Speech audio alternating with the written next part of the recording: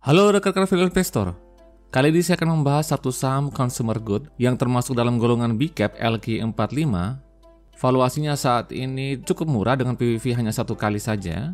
Padahal di sisi lain ROE-nya sudah 20%, kurang lebih sekitar 19,7% kalau dibulatkan menjadi 20%. Saham tersebut adalah Indofood Sukses Makmur dengan kode saham INDF.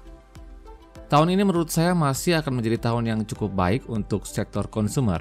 Karena beberapa hal, salah satunya terkait dengan tahun politik, di mana pada tahun politik belanja anggaran pemerintah akan meningkat dan secara histori akan meningkatkan konsumsi masyarakat.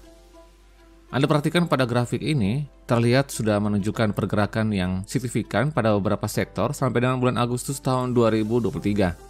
Sektor consumer yang di sini terbagi menjadi dua ya, consumer cyclical dan juga non-cyclical, sama-sama mempunyai pergerakan yang jauh lebih bagus ketimbang pergerakan dari IHSG. Keduanya masing-masing telah naik 8,46% dan 5,02%, tetapi di sisi lain IHSG di saat yang bersamaan hanya naik sebesar 1,11% saja.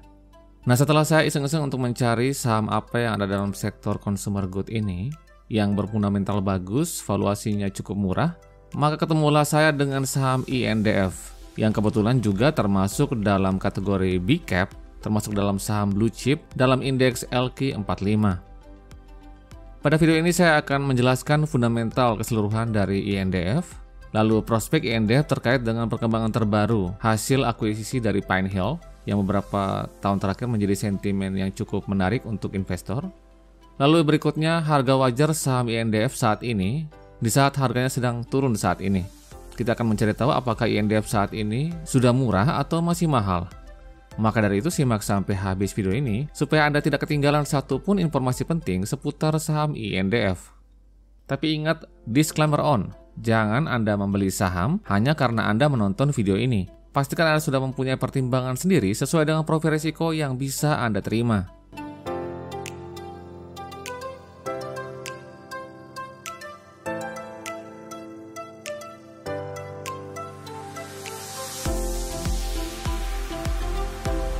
Yang pertama kita akan membahas fundamental kinerja INDF secara keseluruhan, mulai dari kuartal kedua tahun 2023. Kita perhatikan penjualannya sampai dengan kuartal kedua tahun 2023 sebesar 56 triliun.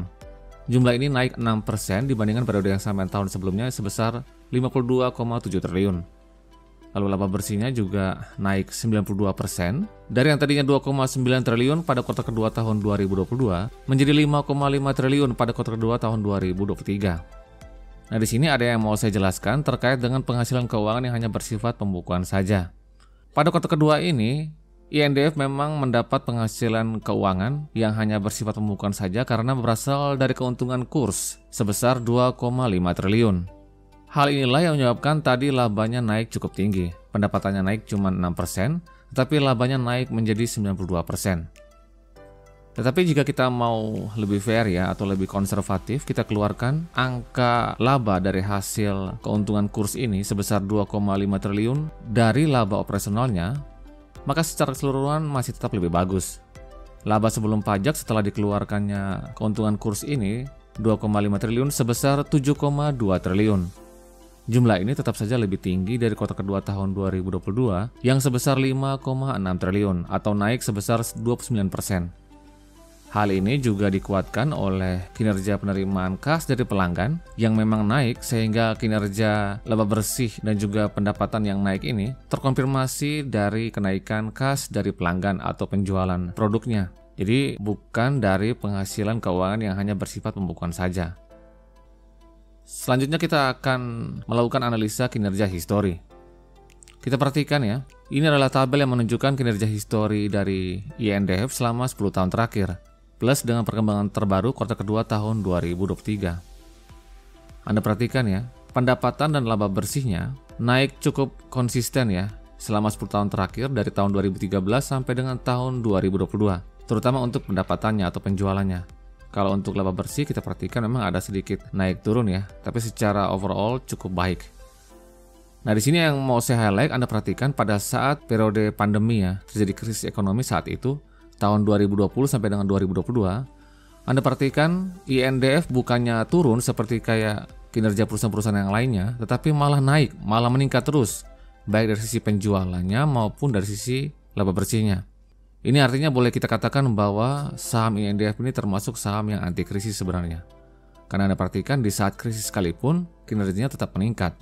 Ya memang ada turun sedikit di tahun 2022 karena disrupsi suplai bahan baku saat itu, tetapi secara keseluruhan tetap meningkat dari tahun 2019, jadi tidak ada turunnya. Di sisi lain saya juga mau highlight di sini, Anda perhatikan ya. Untuk laba bersihnya CAGR 10 tahun lebih tinggi dari kenaikan asetnya. Nah, hal ini berarti bahwa setiap kenaikan aset 1% akan meningkatkan laba bersih berkali lipat lebih besar daripada kenaikan asetnya. Ini adalah salah satu ciri khas perusahaan yang baik fundamentalnya. Lalu untuk perkembangan terbaru, angka penjualan kuartal kedua tahun 2023 ya. Anda perhatikan ya untuk laba bersihnya ya, terutama untuk laba bersihnya. Kita perhatikan laba bersih pada tahun 2023 kuartal kedua semester pertama ya, sudah hampir sama dengan torehan full year untuk tahun 2019.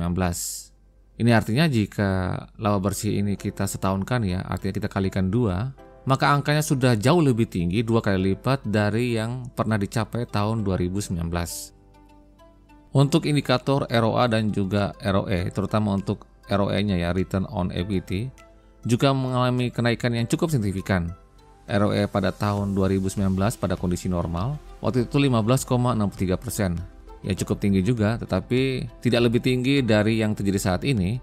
Pada kuartal kedua tahun 2023, ROE-nya sebesar 19,64%. Jadi dilihat dari sisi fundamental kinerja saat ini, maupun fundamental kinerja historinya, INDF sudah tidak diragukan lagi, sampai dengan saat ini masih memiliki fundamental yang baik, walaupun terjadi penurunan harga saat ini. Jadi penurunan harga saat ini tidak ada kaitannya dengan fundamental kinerja INDF secara keseluruhan. Mungkin yang ada kaitannya, berikutnya kita akan berbicara soal sentimen yang menghantui INDF dalam beberapa tahun ini terkait dengan akuisisi Pine Hill. Saya sendiri justru melihat perkembangan yang cukup baik terkait hal ini. Sebelumnya saya mau jelaskan dulu ya.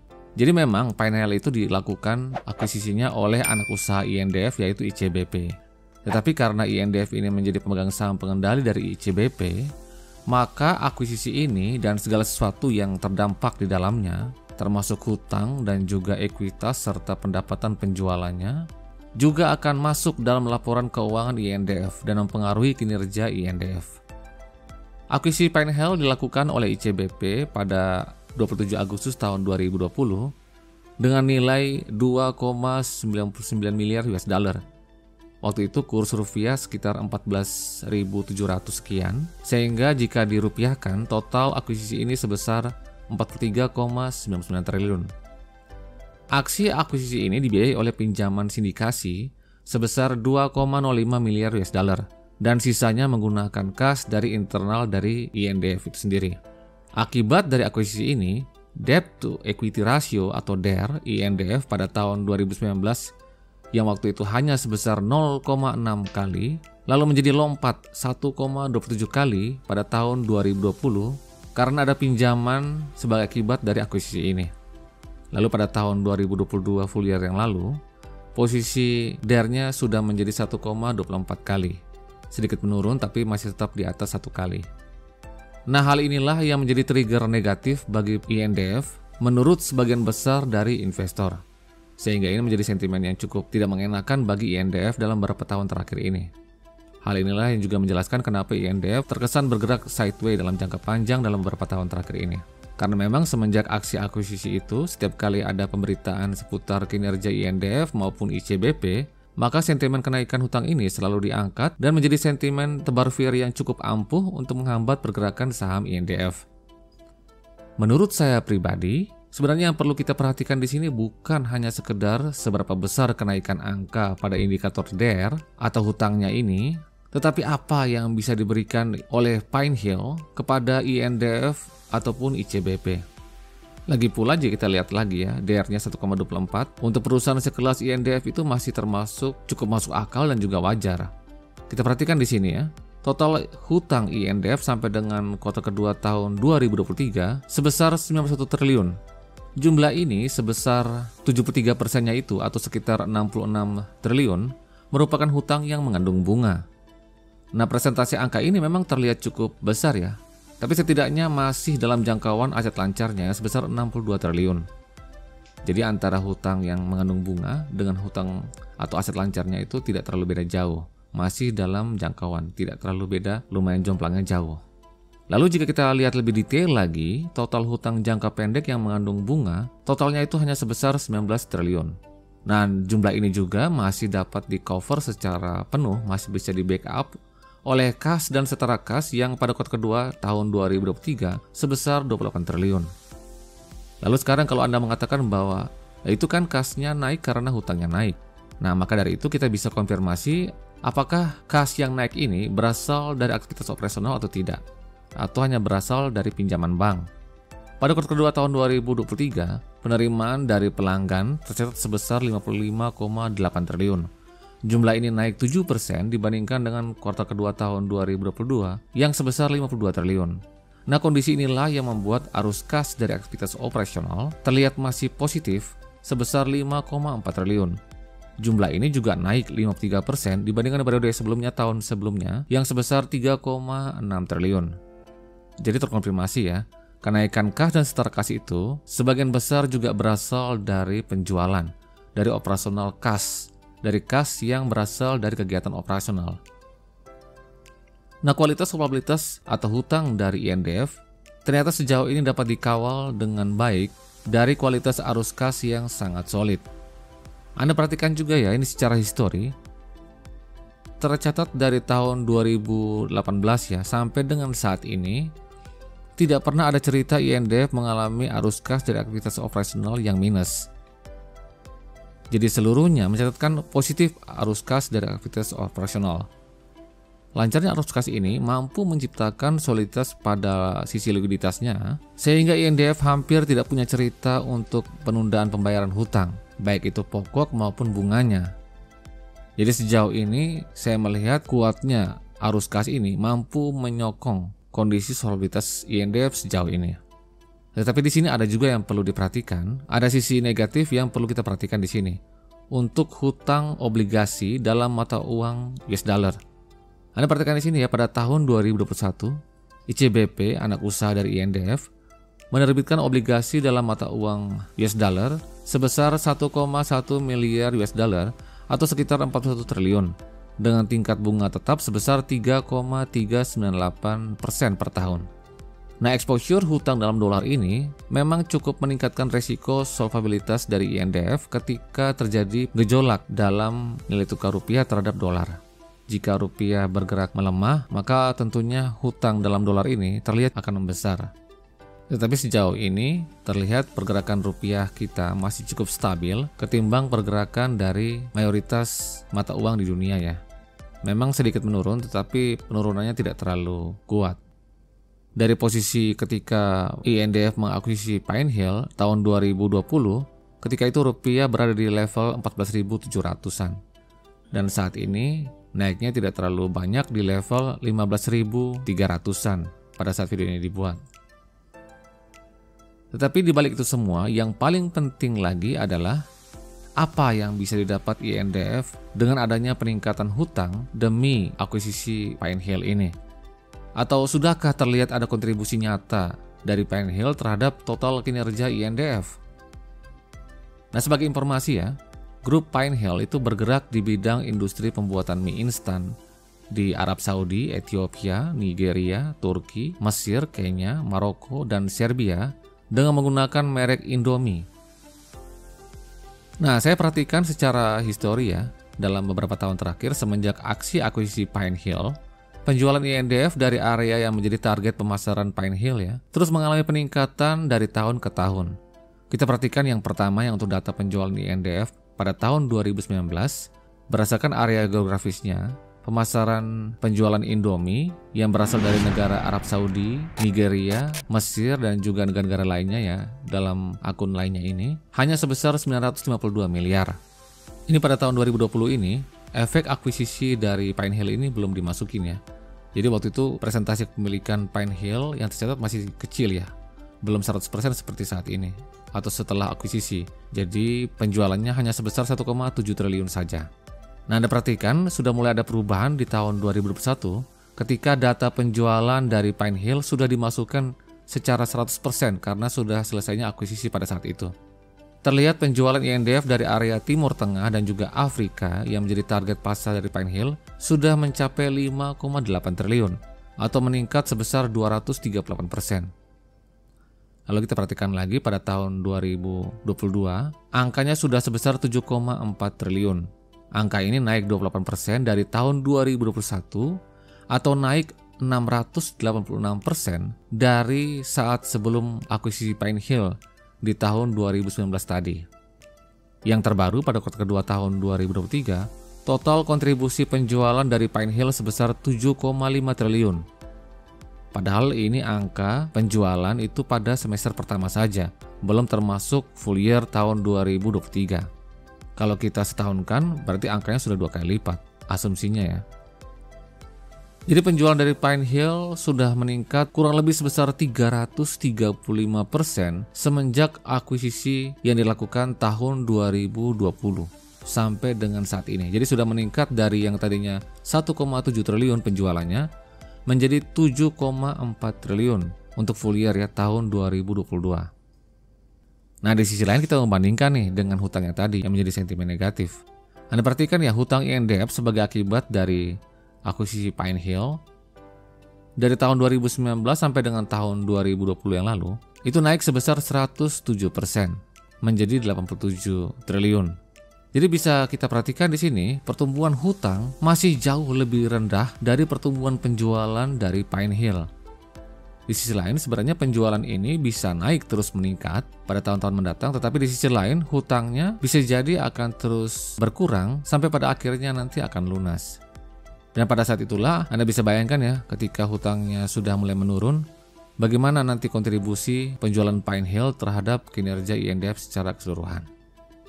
Jadi sejauh ini berdasarkan dari data ini, akuisisi Pine Hill masih memberikan banyak sekali nilai tambah yang positif ketimbang negatifnya terhadap kinerja keseluruhan dari INDF maupun anak usahanya yaitu ICBP. Nah, selanjutnya kita akan melakukan perhitungan apakah di saat harga sahamnya saat ini sedang turun, INDF ini valuasinya sudah murah atau masih mahal. Pertama kita akan melakukan perhitungan harga wajar berdasarkan dari book value per share, price to book value PBV. Anda perhatikan grafik di samping ini. Di samping kiri, menunjukkan rata-rata PBV dari INDF selama 3 tahun terakhir. Saya menggunakan data 3 tahun untuk melihat prospek INDF dalam jangka pendek dan juga jangka menengah. Garis berwarna hijau yang disebut sebagai mean PBV, artinya dalam 3 tahun terakhir, saham INDF biasanya dihargai dengan PBV oleh pasar sebesar 1,23 kali. Nah, garis-garis yang ada di sini, sebanyak 6 garis ini, menunjukkan seberapa besar saham INDF biasanya dihargai oleh pasar. Jadi pada garis berwarna merah itu artinya sedikit di bawah dari yang biasanya dihargai oleh pasar pada garis hijau. Berikut juga dengan di atasnya. Rata-rata mean PBV selama 3 tahun terakhir sebesar 1,23 kali. PBV aktualnya pada saat harga saham INDF ketika video ini dibuat 6.700 sebesar 1,04 kali. Jadi saat ini INDF masih under value karena PBV-nya saat ini masih berada di bawah mean PBV rata-rata selama 3 tahun terakhir. Nah, di sini kita seperti biasa bisa mencari harga wajarnya dengan mengalihkan book value per share dengan mean PBV-nya. Book value per share kita dapat dari ekuitas dibagi jumlah saham yang beredar. Angkanya sebesar 6.454 kita kalikan dengan mean PBV-nya 1,23, kita dapat harga wajarnya sebesar 7.939. Jika kita bandingkan dengan harga saat ini, maka saat ini INDF masih memberikan margin of safety sebesar 15,61%. Namun jika Anda mau yang lebih konservatif, karena di sini juga terlihat saat ini INDF juga masih berada di bawah mean 1 PBV-nya. Jadi kalau Anda mau perhitungan konservatif, Anda bisa menggunakan yang mean 1 PBV. Terlihat masih under value juga. Dengan harga wajar sebesar Rp6.971 per lembar saham, jika kita bandingkan dengan harga saat ini, maka saat ini INDF masih diskon dengan margin of safety sebesar 3,89%. Jadi mau pakai min 1 PBV atau mau pakai min PBV sama-sama masih under value saat ini. Berikutnya untuk perhitungan harga wajar berdasarkan price to earning ratio. Kita perhatikan grafik di samping ini, samping kiri, garis berwarna hijau menunjukkan min pair, yang artinya dalam 3 tahun terakhir, saham INDF biasanya dihargai oleh pasar dengan pair sebesar 8,45 kali. Nah saat ini, pair aktualnya berdasarkan dari harga saham terbaru INDF ketika video ini dibuat 6.700 sebesar 6,52 kali. Jadi saat ini dilihat dari pairnya juga masih under value pada rata-rata pair selama 3 tahun terakhir. Nah di sini bedanya dengan PBV tadi, kita kalikan angka min pair ini dengan earning per share TTM. Earning per share TTM ini itu melihat histori TTM atau maksud saya histori EPS earning per share secara historis ke belakang sampai dengan saat ini.